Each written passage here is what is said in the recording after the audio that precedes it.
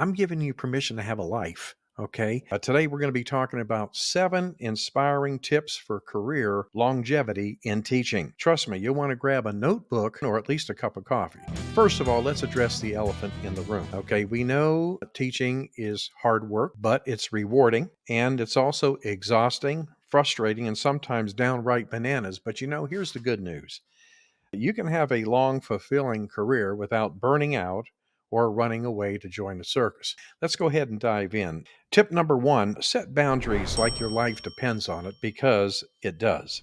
Stop grading papers during your lunch hour, or I should say lunch break. And for the love of laminated posters, don't check your emails at 10 o'clock at night. Number 2 I want to talk about is find your tribe. Now, what do I mean by that?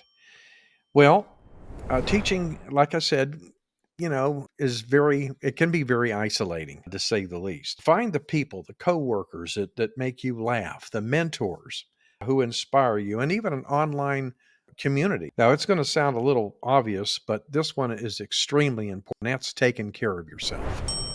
All right. You can't pour from an empty cup. Okay. Let's be clear about that. And you definitely can't teach fractions on 4 hours or less of sleep a night. Okay, moving on to tip number 4, never stop learning. Keep that professional curiosity alive. It'll pay off in big dividends. I promise you that.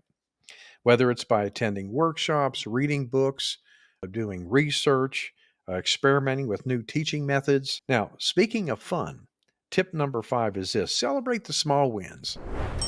Did your student finally understand the difference between the 3 types of there? Throw in a mini party in your head. Teaching is a marathon, not a sprint, and those little victories will keep you going. Moving on to tip number 6, cultivate hobbies outside of teaching, my friend. Meaning, you know, I'm giving you permission to have a life, okay?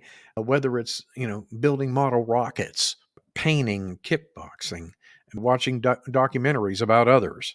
Find something that brings you joy. Trust me, it's going to make you a better teacher. And finally, tip number 7 is remember your why.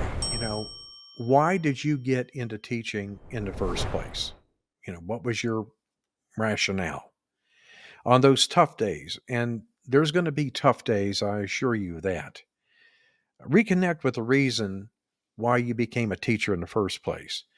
Maybe it's the light bulb moments when your students finally have that moment. Maybe it's the relationships or the hope that you're shaping a better future. Whatever it is, hold on to it, okay? Like a lifeboat in a storm.